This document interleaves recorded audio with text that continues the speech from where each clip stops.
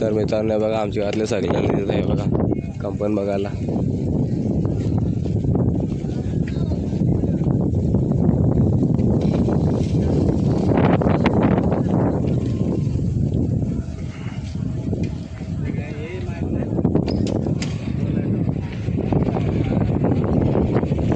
तर मित्रांनो बघा इथं आमच्या गावातले सगळे आले. रात्रीची कंपनी पेटले ना, तर आता आम्ही तिथं चाललो आहे कारण तिथे सगळी गावातली गेले. तर काय ते बघा इथं सगळे जमलेत. हे बघा मित्रांनो ती रात्री बघा ती कंपनी पेटली ती. हे बघा इकडच्या सगळी झाडं पेटलेत. हे बघा आणि इथे बघा ते टँकर पण पेटले. नवी इथं सगळे भाऊस लोक आहेत.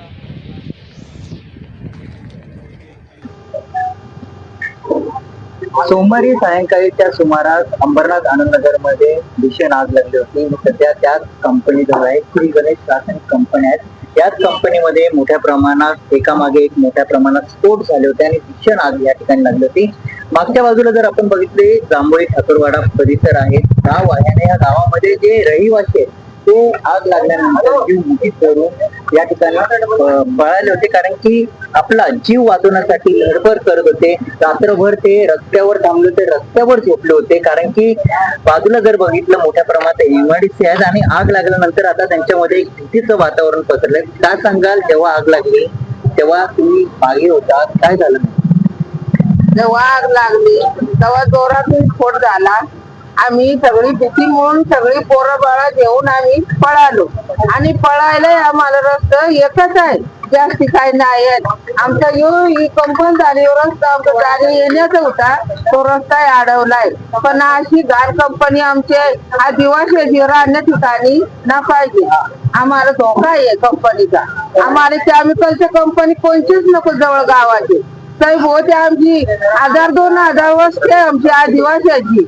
एवढी वस्ती असून तर एवढ्या घाण कंपनी जवळ बसवल्या, गावाच्या कडेला बसवल्या घाण कंपनी. अशा ना पाहिजे. तुम्ही काय सांगाल, जेव्हा आग लागली तेव्हा ते मोठे तरुण तुम्ही देखील त्या गाव सोडून पळाले होते, रस्त्यावर झोप काढली, तुम्ही रात्रभर रस्त्यावर होते,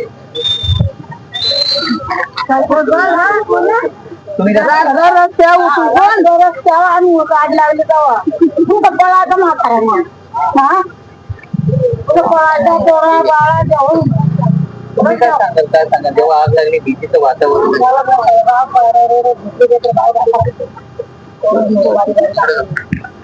नक्कीच काही पुरुष मंडळी देखील आहेत गावातले राहणारे रहिवासी. काय सांगाल, जेव्हा आग लागली सगळे गावकरी हे जीव मुठीत धरून इकडे तिकडे पळत होते आणि नंतर रस्त्यावर त्यांनी रात्र काढली?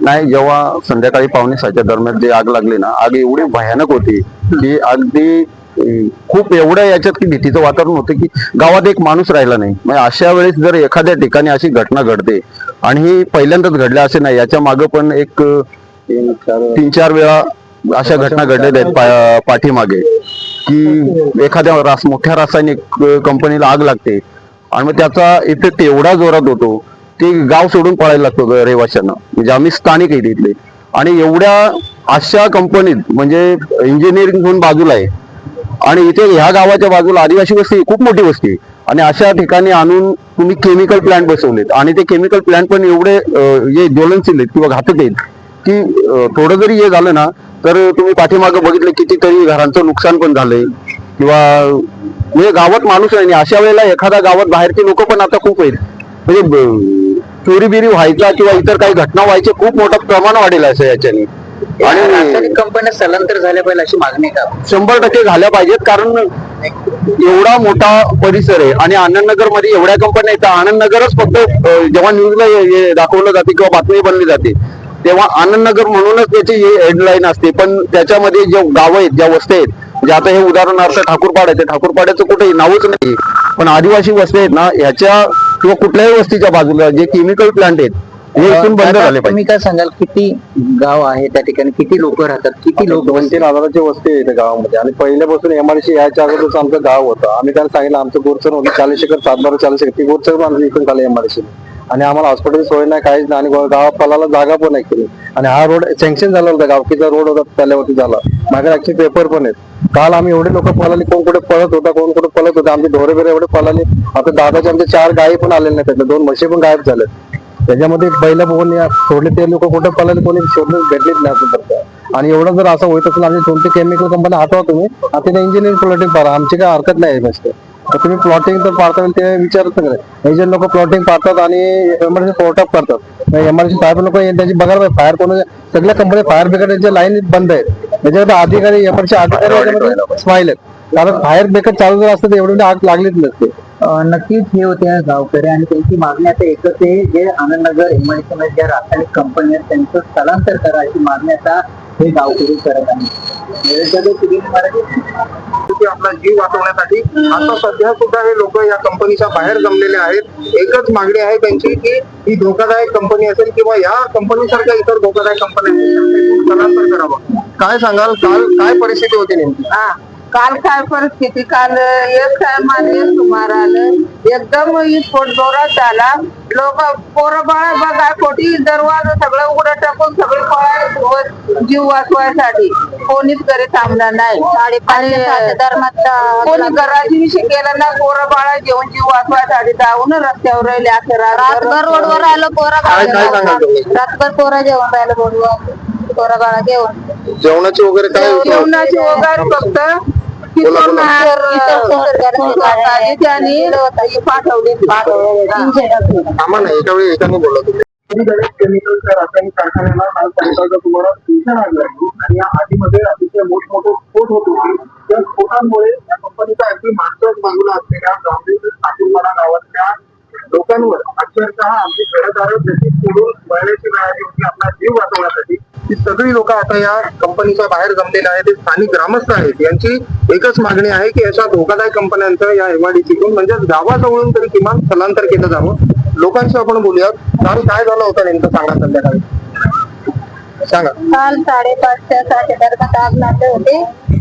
आम्ही पोरा बाळा घेऊन सगळी बाहेर पळाला, पण रस्ता नाही, 4 बाजून केमिकलच्या कंपनी आहेत. आम्हाला आदिवासी लोकांना जागा नाही ठेवला, काही नाही, पळाला पोरा बाळा घेऊन. रात्र आम्ही रोडवर राहिले पोरा बाळा घेऊन. म्हणून आमच्या घरात केमिकलची कंपनी आहे. काय सांगाल, काल काय परिस्थिती होती? तर परिस्थिती एवढी भयानक होती ना की अक्षरशः 3 वाजता आले. कोणी बाजूच्या गावात गेले होते, कोणी असे म्हणजे लहान मुलं घेऊन एमआयडीसीच्या रस्त्यावर थांबले होते रात्रभर. कोणाचं जेवणाचा पाण्याचा पत्ता नाही, जेवण नाही, काही नाही. आता शेठने सांगितलं की त्यांचे ते जनावर आली नाही. खूप हे झालंय की लोक अक्षरशः जीव मुठीत धरून जगतायत.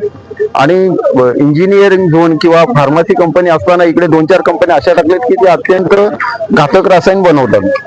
अशा कंपन्या इथे टाकून दिल्यात. म्हणजे जिथे खाली प्लॉट भेटला की तिथे तुम्ही यांनी काहीतरी केमिकल मध्ये बघत पण नाही की बाबा इथे वस्ती काय आदिवासी लोक राहतात किंवा कुठलेही लोक राहू, पण जीवन हे जीवनच आहे ना. गावात जी घरं आहेत अगदी मागे लागूनच आहेत कंपनीला. काय नुकसान झालंय? खूप नुकसान झालंय. तुम्ही बघितलं ना तर अनेक घराची पत्र फुटलेले आहेत, बऱ्याचशा स्लायडिंग वगैरे तुटलेल्या आहेत किंवा बऱ्याचशा घरांना जळ लागलेली आहे, बरीचशी झाडं जळालेली आहेत. म्हणजे अक्षरशः की एखादा स्फोट तिकडे सिलेंडर वगैरे झाला असता तर आज प्रत्येक घरात सिलेंडर आहे. म्हणजे खूप भयानक झालं असतं. जसं डोंबिवलीत होऊ शकतो, डोंबिवलीत जर रासायनिक कंपन्या शिफ्ट होऊ शकतात तर त्या धर्तीवर इथेही झाल्या पाहिजे, हीच आमची मागणी आहे. ग्रामस्थ म्हणून कालचं झालेलं नुकसान पाहता तुमची काय मागणी असेल? आमचा एवढा विषय आहे का त्यांनी गावाच्या सोडून 500 मीटरच्या सोडून जागेचा प्लॅन होता. तो प्लॅन तुम्ही कॅन्सल केला आणि त्या कंपन्या गावाला टच करून कंपन्या मारल्या. तो तसंच केला पाहिजे. आता तुम्ही गावाला जागा ठेवता, गावात थोडी पण जागा नाही, म्हणजे गार्डनसाठी जागा सोडली ना, हॉस्पिटल जागा सोडली नाही, कशाला म्हणजे इकडे आम्हाला मशानभूमीला पण जागा एवढ्या ठेवली नाही. सगळेच लोकांनी जागा हडप करून एजंट हडप करून प्लॉटिंग पाडले आणि प्लॉटिंग पूर्ण एमआयडीसीला भेटलेली. आमचं एवढं म्हणणं आहे का तुम्ही ती प्लॉटिंग बंद करा आणि आम्हाला गावात पर्यायी रस्ता शोधून द्या. मला सांगा, मोठा एक टाकीचं झाकण सुद्धा येऊन घरांवर पडलेलं. हो, त्याच्या रूमावर ढाकण पडलेला मोठा. 12-15 माणसाला नुकसान लागलं, एवढा मोठा ढाकण पडला. खराब होती. 5-5:30 वाजता मोठा एअरपोर्ट झाला होता. त्यामुळे गाव पूर्ण खाली झाला. गाव थोडीफार पोट सुद्धा राहिला नाही. तर ते केमिकल कंपन्या ते आठवा कुठेतरी पुन्हा मला काहीतरी त्याच्यातून मार्ग दाखवा, आमदारा तो बांधकारा येईल, काहीतरी त्याच्यात मार्ग काढून मला दाखवा पाहिजे. तर ग्रामस्थांची मागणी आहे की केमिकल कंपन्या ज्या आहेत त्या गावापासून लांब स्थलांतरित केल्या पाहिजेत, कारण एमआयडीसी मनामध्ये अनेक गावं आहेत आणि त्या ग्रामस्थांच्या जमिनी घेऊन तिथे एमआयडीसी तयार झालेली आहे. गावं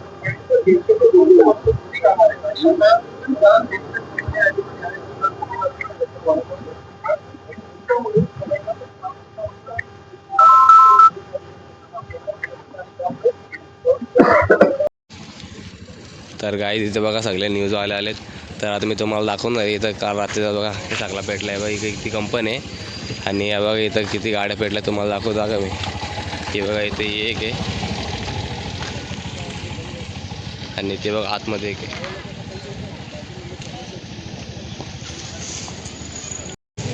तर गाईज हे बघा इथे कंपनी आहे रात्रीची. हे बघा इथं सगळा पेटला आहे आणि हे बघा इथे गाडी आणि हे बघा इथं सगळे आमच्या गावाले आहेत.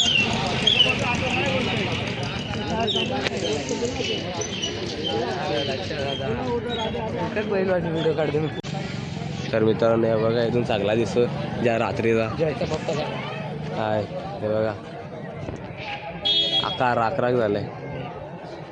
तुमची काय मागणी काका याच्यावर?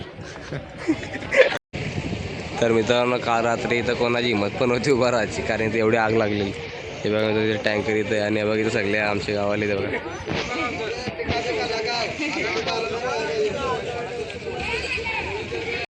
दासांची कॅन्टीन होती तिथं बघा काय हाल झालं आहे. तर मित्रांनो या सगळ्यांना जिम्मेदार कोण आणि याला भरपाई कोण देईल हे बघा. आणि मित्रांनो बघा इथला सगळा कचरा बिचरा भेटला आहे साफ. आणि या गाडी बघा इथं एक टँकर आहे, एक आतमध्ये आहे आणि हे बघा इस्ती कंपनी. तर मित्रांनो अशा कंपनी आहेत ना गावाला लागून लागून. जर का सपोज गाव पेटला तर जिम्मेदार कोण असेल. इथे बघा पार्टी पण तुम्हाला दिसतात. इथं घरं बघा इथं घरं दिसतात. तर मी तुम्हाला आता गावातून दाखवणार आहे कसं काय काय ते. तर मित्रांनो खूप जणांची झाडं वगैरे पेटलेत. तुम्हाला मी ते दाखवलं होतं सांबा गावात जाऊन. हे सगळे पेरूची झाडं तर करपले ते बघा.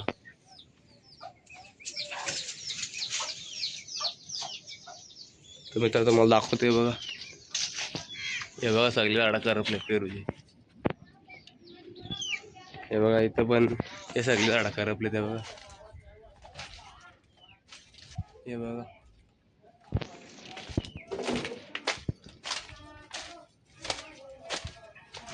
तर मित्रांनो इथं बघा आला लावलेलं पण सगळे करपले ते बघा.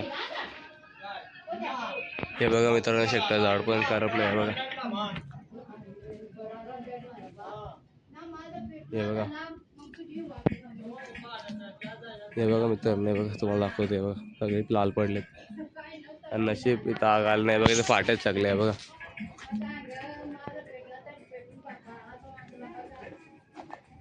तर मित्रांनो पण झाड करपले.